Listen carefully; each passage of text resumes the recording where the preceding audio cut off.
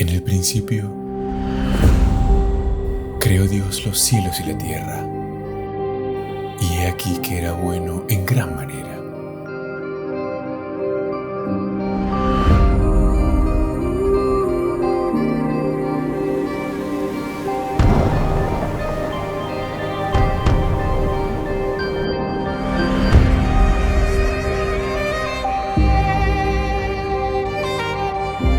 Abraham, vete de tu tierra y de tu parentela, a la tierra que te mostraré.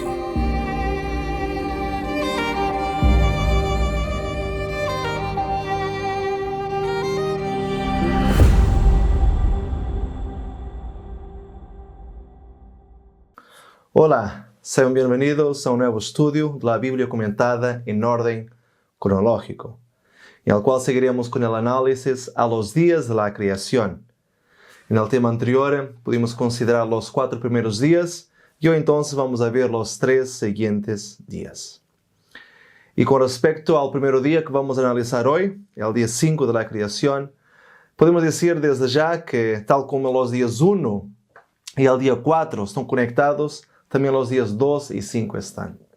En el día 2, Dios trajo a existencia el entorno necesario para lo que va a existir en el día 5.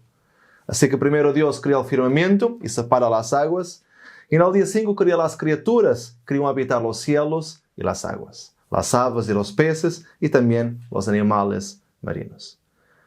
Y las criaturas que fueron producidas para vivir en el agua fueron divididas en 2 categorías. Tenemos por un lado los grandes monstruos marinos y también los peces pequeños y otras criaturas acuáticas. Y mucho se ha debatido para intentar identificar quiénes serían estos grandes monstruos marinos, del hebreo tanimim. Algunos textos de la Biblia traducen esta palabra como dragones, serpientes o incluso como el leviatán. Otros traducen como una sencilla criatura marina, aunque un poco mayor entonces que los demás peces, tal como crocodilos o entonces ballenas. Ahora, lo que no podemos hacer al analizar esta palabra, tanimim, es aislarla del contexto que estamos considerando. Y si aceptamos que la mejor traducción en ese contexto sería la de un dragón o incluso de leviatán, todos los animales mitológicos que generalmente simbolizan un poder antagónico a Dios. Entonces, ¿cómo vamos a conciliar esto con el hecho de los 2 versículos siguientes donde informaron que y vio Dios que era bueno y Dios los bendijo diciendo fortificad y multiplicaos? ¿Cómo podría Dios considerar que ellos eran buenos y además creer que un poder antagónico al suyo, que representa el mal, y el enemigo se fortificasen y reprodujesen? Y también, ¿cómo podría Dios bendecir algo que era un símbolo del mal? Parece no tener sentido. Así que la traducción más correcta para ese texto sería quizás los grandes animales marinos, como por ejemplo la ballena azul, que en la actualidad ella puede atingir incluso los 30 metros. Y eso haría una gran diferencia entre el tamaño de los peces, ¿no? Entre criaturas que tenían 5 centímetros, como los peces más pequeños, y los 30 metros. Tornando lógico entonces de esta manera que se haga distinción en este texto entre los grandes monstruos marinos y también los demás peces. Muy bien, así que resuelta la cuestión de los grandes monstruos marinos, podemos ahora entrar al día 6 de la creación. Y como en los días anteriores, el acto creador del 6º día está conectado con el 3º día. En el 3º día, la tierra surgió y la vegetación empezó a crecer. Ya en el 6º día, los animales terrestres fueron criados y la vegetación les fue asignada como alimento. Pero es en este 6º día también que se da el más extraordinario acto de la creación divina, la creación del ser humano. La narrativa de este acto es presentada con solemnidad, trayendo una distinción clara con el resto de la creación. Hasta este momento había sido dicho, sea la luz, haya expansión y produzca la tierra o las aguas. Pero ahora la palabra de orden se convierte en una palabra de consejo. Y el Padre, el Hijo y el Espíritu Santo, hablando entre sí, ellos dicen, hagamos el hombre a nuestra imagen y semejanza. Antes de la creación del hombre, Dios habla como alguien con autoridad. Pero en este momento, habla como alguien que siente cariño, que siente afecto. Todo el relato nos indica que esta era la obra que él más anhelaba. Y con la creación del hombre, el acto creador de Dios, entonces podemos decir que alcanza ahora su clímax. Pues todo lo que antecedió a la creación del hombre fue como una preparación para después poder recibirlo. El planeta Tierra como el hogar del hombre, la vegetación y árboles del fruto como alimento, los animales para su recreación y el sol y la luna para terminar su ciclo de vida. Ahora, es muy interesante la manera que Dios utilizó para formar al hombre. Génesis 2:7 nos dice: Entonces Jehová Dios formó al hombre del polvo de la tierra. El hombre fue formado del polvo de la tierra. Algo muy improbable para servir como origen del ser humano. Sin embargo, el mismo Dios que creó el mundo de la nada, formó el hombre, su obra prima, a partir de la casi nada. El hombre fue creado del polvo, como el que hay en la superficie de la tierra. Él no fue creado de polvo de oro, de polvo de perla, ni de polvo de diamante, sino de polvo común, polvo de la tierra. Y tan cercana es nuestra relación con el polvo, que incluso en Salmo 139:15 se nos dice que el útero de nuestra madre, de donde nosotros nacemos, es llamado de tierra. Y la tierra, donde debemos ser sepultados, es llamada de vientre de nuestra madre, según Job, capítulo 1, versículo 21. Además, nuestro molde es como el de un vaso terreno. Nuestro alimento procede de la tierra. Nuestros antepasados están en la tierra. Y nuestra tendencia natural es también volver a la tierra.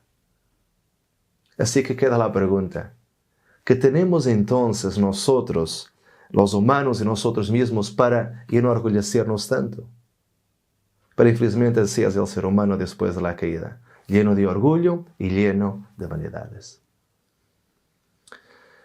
Pero además de haber criado al hombre a partir del polvo de la tierra, Dios también quería que el ser humano fuera parecido con él. Y por eso es que Dios dijo: hagamos el hombre a nuestra imagen, conforme a nuestra semejanza. Y este es uno de los varios textos del Antiguo Testamento donde el plural divino es encontrado en este diálogo entre Dios. Este plural también es encontrado, por ejemplo, en Génesis 3:22, donde Dios dice: como uno de nosotros. En Génesis 11:7, cuando Dios dice: descendamos y confundamos. Y también en la visión del trono celestial de Isaías 6:8, cuando él escucha el pedido divino: ¿quién irá por nosotros? Pero, ¿por qué será que Dios usa los términos en plural hagamos y nuestra? Y no singular, diciendo: haré al hombre a mi imagen y a mi semejanza. Bueno, existen varias explicaciones para esta situación. Para los judíos, principalmente desde el Filón de Alejandría, el hecho de existir un plural se debe a que Dios está dirigiendo a su corte celestial, o sea, a los ángeles. Esta primera opción es una interpretación difícil de comprender, o incluso difícil de aceptar, pues ¿de qué manera fueron los humanos criados a la imagen de los ángeles?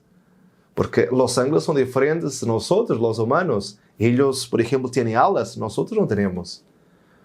Además, toda la narrativa de Génesis demuestra que Dios no tuvo ningún otro compañero para realizar su obra creadora. Entonces, ¿por qué usaría en este momento a los ángeles? ¿No sería esto alejarse un poco de la idea matriz que todo el capítulo 1 de Génesis está siguiendo?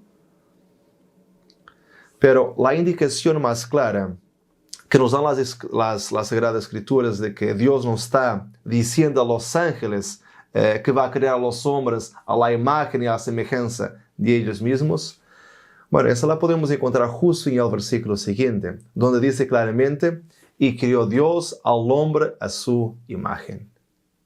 Aquí no hay ángeles involucrados. Dice claramente y sin duda alguna que el ser humano fue creado a la imagen de Dios y punto. Queda esclarecido. Pero bueno, otros han sugerido también que el plural fue utilizado solamente para destacar los atributos de Dios, como siendo un plural de majestad y una plenitud de los atributos y poderes que Dios tiene. Pero esta segunda opción tampoco tiene mucha lógica, pues el sentido del texto es la correspondencia especial y única entre Dios y entre el hombre. No está a referir a la majestad de Dios, sino a la creación del hombre y a la relación del ser criado entonces con su Creador. Ya los primeros cristianos también veían esta afirmación como una declaración de la divinidad. O sea, el Padre, el Hijo y el Espíritu Santo estaban hablando entre ellos. Y sinceramente esta tercera opción es la que para nosotros tiene más sentido, pues por toda la Biblia encontramos referencia a los tres seres divinos, trabajando en armonía, trabajando en conjunto. Siendo así, en este texto encontramos un diálogo entre los tres seres divinos, el Padre, el Hijo y el Espíritu Santo, decidiendo crear entonces el hombre a su imagen y a su semejanza. Pero ¿cómo es eso de ser criados a la imagen y la semejanza de Dios? ¿Qué representa eso y de qué manera lo podremos entender nosotros? Bueno, la primera cosa que debemos entender es que nosotros fuimos criados con una imagen y semejanza de algo ya existente, el propio Dios. Y la segunda es que es necesario entender el significado de esas dos palabras, de imagen y también de semejanza, pues ellas no son sinónimas, o sea, no tienen el mismo significado. La palabra hebrea que fue traducida como imagen es tselem, y la palabra hebrea que fue traducida como semejanza es demuth. Así que son diferentes una de la otra. Y tselem proviene de la palabra tzel, que se traduce como proyectar una sombra o producir una sombra. Por ejemplo, imagina que tu sombra está siendo proyectada por la luz del sol en el piso o entonces en una pared. Esa sombra tendría tu tselem, o sea, tu imagen. Obviamente no tendría todos los detalles de tu fisionomía, pero sería, sin duda alguna, tu sombra. Y ese es el significado de la palabra tselem. Nosotros somos una sombra de Dios, pero no somos Dios. Somos solamente una sombra suya. Y es bueno recordar que una sombra no tiene existencia propia. Algo necesita existir para que ella exista. De la misma manera, el hombre solo existe debido a la existencia de Dios. Así que imagen, en este contexto, consiste en un parecido físico. El hombre era en su creación parecido en imagen, o sea, físicamente con Dios. Y eso es todavía más fácil de entender cuando, por ejemplo, en Génesis 5:3 se nos ha dicho que Adán engendró un hijo conforme a su imagen. Y la palabra que es utilizada es la misma. Set era parecido en su imagen física con su padre, así como Adán era parecido en su imagen física con Dios. Pero para no ser solamente una sombra de quien Él es, Dios nos formó también a su demuth, o sea, a su semejanza. Eso significa que existen ciertas características y atributos que nos fueron comunicados por Dios, tales como el amor, la alegría, la sabiduría, la compasión, entre muchos otros más. Y todos estos atributos representan la semejanza con Dios, sus características que pertenecen a Dios y que Él transmitió al ser humano. Por lo tanto, imagen representa una copia física, aunque no exactamente igual, sino más bien una sombra de Dios. Tal como semejanza es una copia de atributos divinos, aunque no exactamente iguales. Pues, por ejemplo, nosotros, aunque tengamos la capacidad de amar, nosotros no amamos de la misma manera y profundidad de Dios.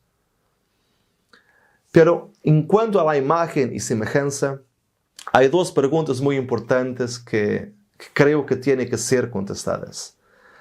La primera sería, si haber sido criados a la imagen de Dios representa una copia física de Él, entonces ¿cómo podemos conciliar esto con el hecho de Juan 4:24 afirmar que Dios es espíritu? Porque si Dios es espíritu, entonces no existiría ninguna materia de la cual nosotros pudiéramos ser copiados y asumir entonces así una forma física. Bueno, para contestar esta pregunta me gustaría, en primer lugar, leer con ustedes Colosenses 1:15, que dice: Él, o sea, Cristo, es la imagen del Dios invisible, el primogénito de toda la creación. O sea, si Cristo es el primogénito de toda la creación, eso significa que Él ya existía en su forma física antes de la creación de todas las cosas, y que asumió una forma diminuta para ser conocido a sus criaturas. ¿Y por qué digo esto? ¿Por qué digo que Dios asumió una forma diminuta?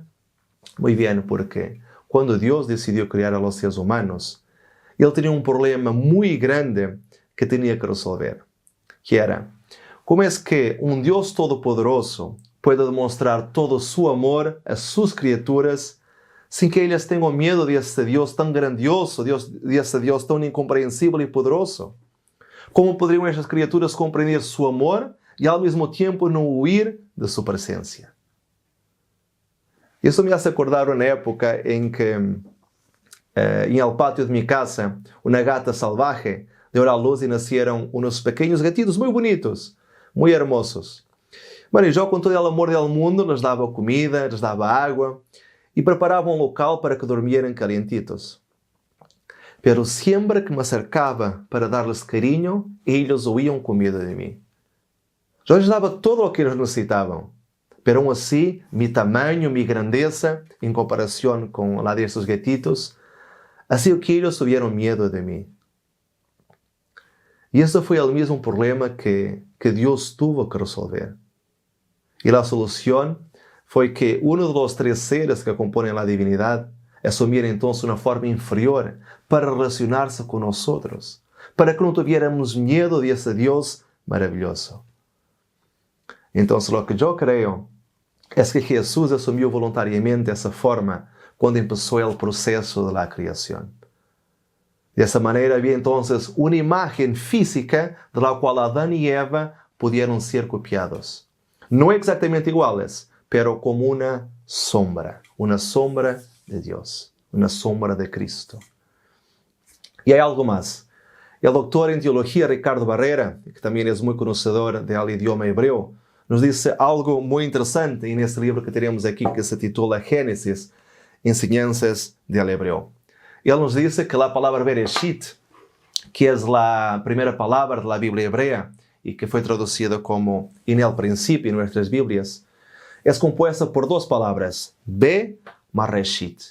Y que la palabra Reshit, en sus varios significados, también se puede asociar con sabiduría. Así que de esta manera logramos incluso entender el texto de Proverbios 8, 22 a 30, donde nos habla de la sabiduría que fue engendrada y la compara con Cristo. Bueno, la sabiduría fue engendrada así como Cristo fue engendrado, y en el sentido que Él, siendo un Dios eterno en espíritu, asumió una forma física antes de empezar la obra, la creación. Jesús es esa misma sabiduría. Y eso lo encontramos también en el Nuevo Testamento. Pablo, escribiendo a los Corintios, dijo: Mas por Él estáis vosotros en Cristo Jesús, el cual nos ha sido hecho por Dios sabiduría. Ahora, esto no significa que hubo un momento en la historia en que Jesús no haya existido. Jesús siempre existió, pero pasó de ser espíritu a asumir una forma física, cuando la divinidad decidió entonces empezar la creación del planeta Tierra. Y esto es entendible cuando, por ejemplo, en Génesis 3:8 nosotros podemos leer: El hombre y su mujer escucharon que Dios, el Señor, andaba por el jardín a la hora en que sopla el viento de la tarde. Ellos escuchan sus pasos, o sea, claramente Jesús tenía una forma física en ese entonces. Por eso se escuchaban los pasos. Así que quizás podríamos incluso leer el primer versículo de la Biblia, no como en el principio creó Dios los cielos y la tierra, sino como con sabiduría creó Dios los cielos y la tierra. Sin esta sabiduría, el mismo Jesús. O sea, con Jesús creó Dios los cielos y la tierra. Pero había dos preguntas a ser contestadas. La primera, sobre la imagen, bueno, ya contestamos. Já a segunda pergunta que nos falta contestar seria: ¿por qué fuimos criados a la semejanza de Dios y no exactamente iguales a Dios? ¿Cuál sería el motivo por detrás de esto? Bueno, es sencillo. Nosotros fuimos criados a su semejanza porque existen determinados atributos que pertenecen solamente a Dios. Por ejemplo, para que los humanos logren alcanzar determinada conclusión en determinado pensamiento, ellos necesitan raciocinar para llegar entonces a esa conclusión. Es como si estuviesen subiendo escaleras en su mente hasta entonces, hasta concluir su pensamiento. Y esto es llamado de razonamiento. Pero Dios no raciocina. Él no tiene esa necesidad, pues Él ya sabe todo. Y por lo tanto no necesita dar esos pasos o subir esas escaleras en la mente para madurar un pensamiento. Dios es omnisciente, tiene toda la sabiduría posible. Y esa es una característica que pertenece solo a Dios. Y forma parte de los atributos que un ser criado no puede tener. Tal como la omnipotencia o también la omnipresencia. Otro ejemplo es también el amor. Tanto los seres humanos como Dios son capaces de amar. Pero hay una diferencia muy grande. Es que Dios es amor. Y nosotros no somos amor. Podemos amar, es cierto, pero no somos la esencia del amor. Eso es algo que pertenece solo a Dios también. Y es por eso, mis hermanos, que nosotros fuimos criados a su semejanza y no a su igualdad. Sencillamente porque existen atributos que pertenecen solo a Dios. Y otros que pueden ser transmitidos por Dios a sus criaturas. Pero, a nivel general, existen dos razones fundamentales que explican el porqué de Dios habernos formado a su imagen y a su semejanza también. La primera es que nosotros fuimos criados libres y con libre albedrío. Si hubiésemos sido criados solamente a su imagen, entonces tendríamos tanta libertad para actuar o para elegir como una sombra tiene. O sea, ninguna. Pero como fuimos criados también en su semejanza, entonces nosotros podemos hacer elecciones, utilizando las características y los atributos que Él nos concedió para entonces tomar esas decisiones. La segunda es que tanto la imagen como la semejanza apuntan para un Creador. Las características y capacidades que poseemos no son de objetos inanimados, de plantas o de animales, son atributos del mismo Creador, pues únicamente un Dios que las tuviese podría entonces concederlas también. Así que, en última análisis, en este texto, encontramos la respuesta para una de las grandes preguntas de la humanidad, que es, ¿por qué estamos aquí? Y la respuesta es sencilla. Nosotros estamos aquí con una sola misión: reflejar a Dios, sea como su sombra, sea a través de un carácter perfecto. Es decir, ser su imagen y ser su semejanza. Y es muy interesante porque en esta misión de ser su imagen y de ser su semejanza, Dios dividió ciertas funciones entre la raza humana, más precisamente entre el hombre y entre la mujer. En Génesis 1:27 nosotros podemos leer: a imagen de Dios lo crió, varón y hembra los crió. Y Dios hizo solamente un varón y una hembra, para que todas las naciones que surgirían después pudiesen saber que ellos mismos fueron hechos de una sola sangre, descendientes de un origen común, y pudiesen amarse los unos a los otros. Pero infelizmente hoy en día en el mundo vemos mucha gente dividiendo las personas en razas: la raza negra, la raza asiática, la raza blanca, la raza indígena. Pero esto no es cierto. Existe una sola raza, que es la raza humana. Lo que sí hay son diferentes etnias, que básicamente son grupos de personas que tienen en común algunas características, principalmente socioculturales o entonces biológicas. Pero todos venimos del mismo padre y de la misma madre. Todos somos una sola raza. Ahora, una cosa que nos damos cuenta en ese texto es que Dios hace una distinción entre varón y hembra. Según el relato bíblico, nuestra identidad personal como seres humanos puede ser encontrada solamente en la forma de hombre y en la forma de mujer. Y como Dios nos crió a su imagen y semejanza, entonces Él también distribuyó algunos de sus atributos por el hombre y otros por la mujer, siendo que algunos de ellos son específicos del hombre y otros específicos de la mujer. Por ejemplo, engendrar hijos es un atributo de Dios. Él, de su voluntad, nos ha engendrado por la palabra de verdad para que seamos las primicias de sus criaturas. Pero es también una característica que Dios concedió a la mujer. Así que las mujeres deberían estar agradecidas a Dios por el hecho de poder dar a la luz. Dios es el dador de la vida. Hizo con que la mujer fuera partícipe de este atributo maravilloso. Y eso es algo grandioso para todas las mujeres. Los hombres no se pueden jactar de esto. Pero no podemos y no debemos confundir las cosas. Por Dios había creado al ser humano a su imagen y semejanza, en las figuras de hombre y en la figura de mujer. Nosotros no debemos pensar que Dios tiene características masculinas y características femeninas.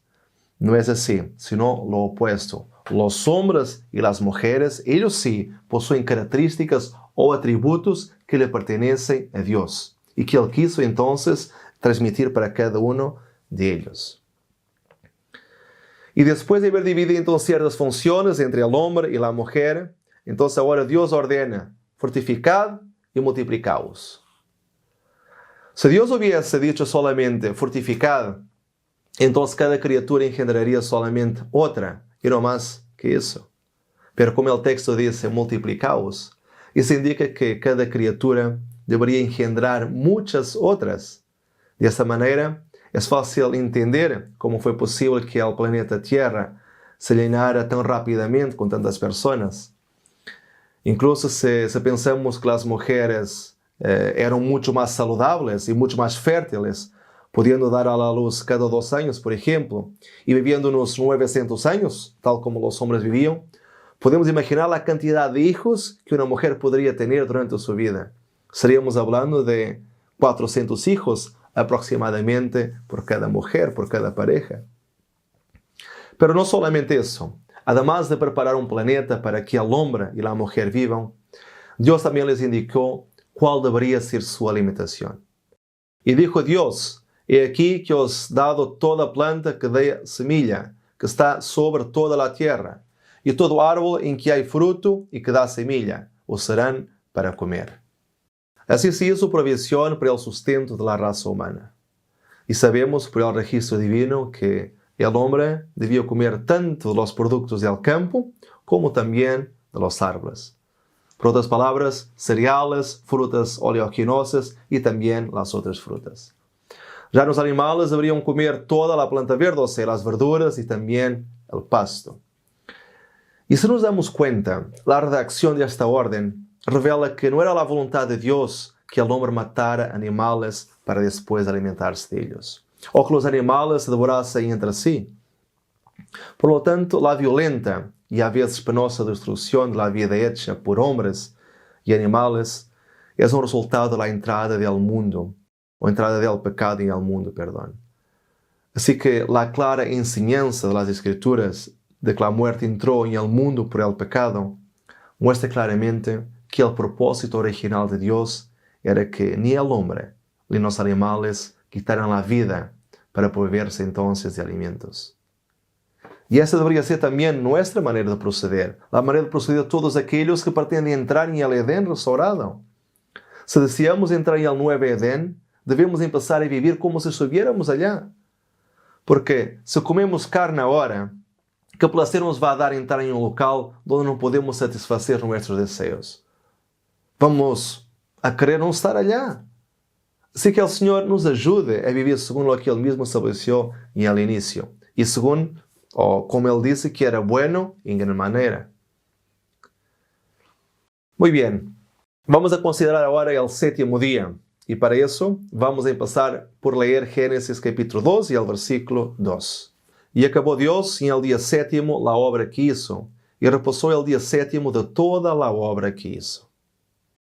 En esta oración es posible ver el día 7º siendo mencionado 2 veces. Pero si vamos un poco más allá, y analizamos a fondo todo el relato de la creación, nos damos cuenta que Dios atribuye una gran importancia al número 7 en todo este relato de la creación. Por ejemplo, el 7 lo vemos justo en el inicio de Génesis, en el texto de apertura. El primer versículo de Génesis, en hebreo, contiene exactamente 7 palabras. Bereshit bara Elohim et Hashamayan ve'et Aharetz. 7 palabras. Entre Génesis 1:1 y Génesis 2:3, y considerando el contagio de letras en hebreo y no en otro idioma, concluimos también que Génesis 1:1 es compuesto, como ya vimos, por 7 palabras. Génesis 1:2 de 14 palabras, o sea, 7 veces 2. Y Génesis 2, del 1 al 3, de 35 palabras, o sea, 7 veces 5. Así que el número 7 domina la apertura de la Biblia de una manera increíble. No solamente al contar el número de palabras en determinada sección, pero también en el número de veces que determinada palabra o determinada oración surge. Por ejemplo, el verbo bara, crió, surge 7 veces. El nombre Elohim es mencionado 35 veces, 7 veces 5. Aharetz, tierra, 21 veces, 7 veces 3. Cielos o firmamento, 21 veces, 7 también veces 3. Mientras que las oraciones, y fue así, y vio Dios que era bueno, ocurren 7 veces. O sea, Dios estaba en realidad valorando la santidad y el descanso en el 7º día, llamando la atención sobre el carácter especial y distintivo del sábado. Pero vamos a entrar al texto y analizar ciertos puntos fundamentales que tenemos entonces que considerar. El primero es la controversia sobre cuándo acabó Dios realmente la creación. ¿Habrá sido en el 6º día de la creación? Eso nos indica Génesis 1:31. O en el 7º día, eso nos dice Génesis 2:2, con las palabras, y acabó Dios en el día 7º la obra que hizo. Bueno, algunas traducciones de la Biblia hebrea, tal como la Septuaginta, o versiones tal como la siríaca, han elegido el camino más fácil para resolver el problema, sustituyendo entonces la palabra 7º con la palabra 6º en este texto. Y hay incluso algunos comentadores que están de acuerdo con este cambio, pensando que la palabra 7º del texto hebreo fue en realidad un error de copista que al copiar entonces puso 7º y no 6º. Pero no creo que sea necesario recurrir a estas artimañas para conciliar el texto con algo que queramos que él diga. Porque si analizamos bien el relato de la creación, incluyendo el 7º día en el relato, podemos concluir que la cesación de la obra creadora resultó en la bendición y santificación del día 7º en este mismo día.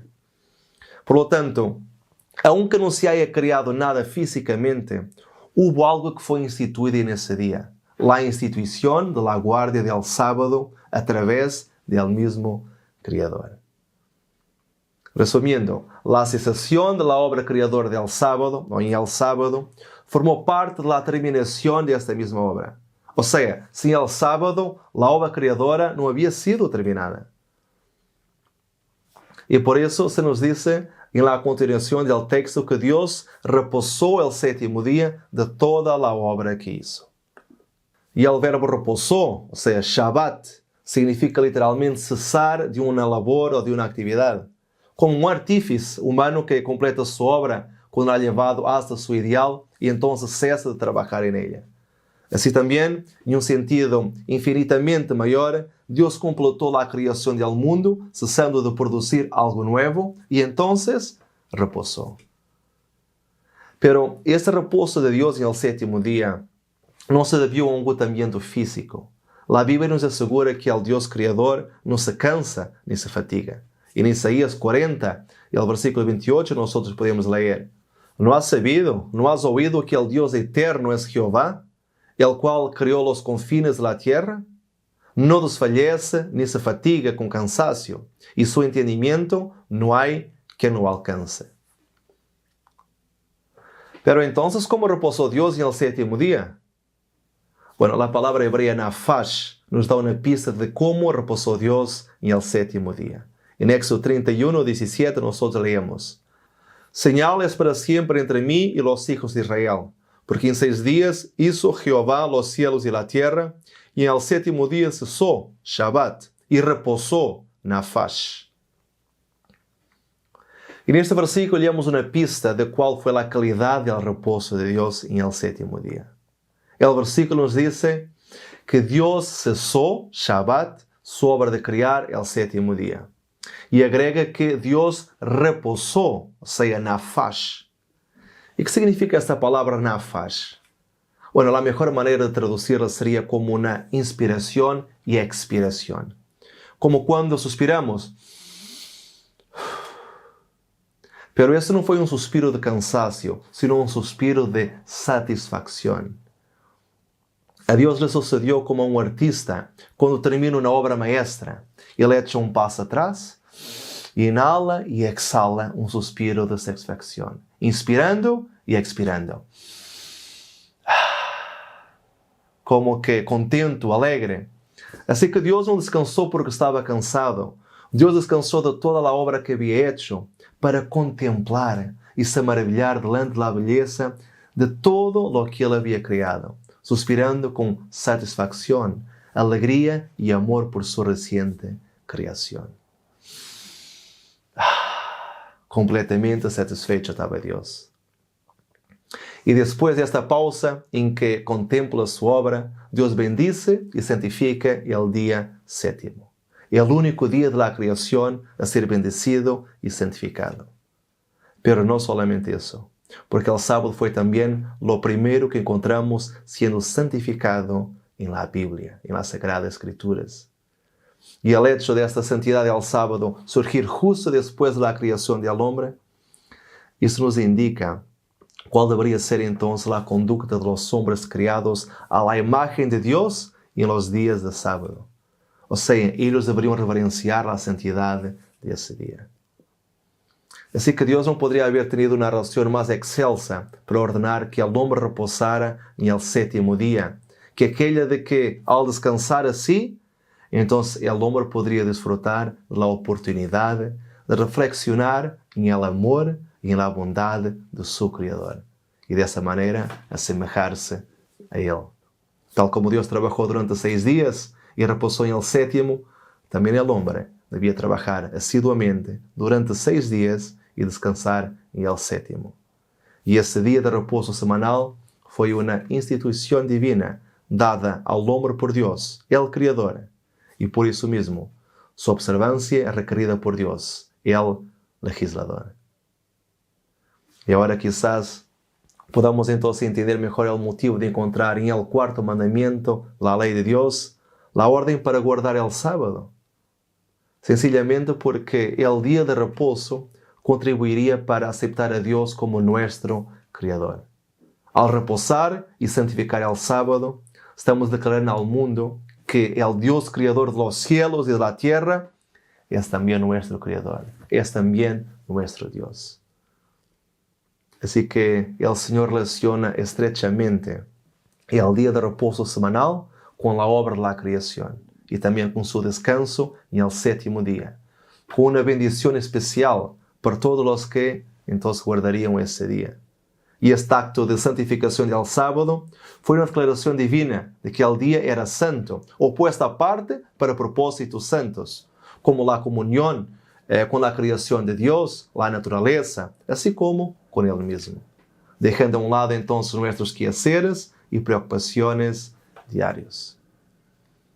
Y así fue santificado el 7º día, en favor de la humanidad, para cuyo beneficio fue instituido el sábado.